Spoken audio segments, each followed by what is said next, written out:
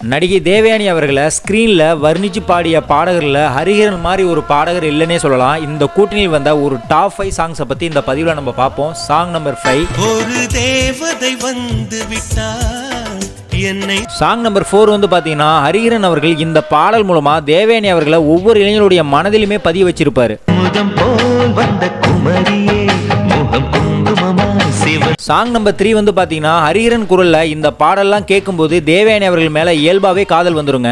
சித்திரையே அடி சித்திரையே என் நித்திர போயிருச்சே.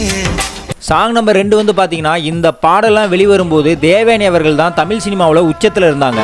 வங்கக்கடல் ஆழம் என்ன வள்ளுவர்கள் கண்டதுண்டு அன்பு கடல் ஆழம் யாரும் கண். சாங் நம்பர் 1ல் வந்து பார்த்தீங்கன்னா 2 பாடல்கள் இருக்கு. இந்த 2 பாடல்களுமே தேவயானி அவர்களை திரையில ரொம்ப அழகாக காட்டின பாடல்கள்.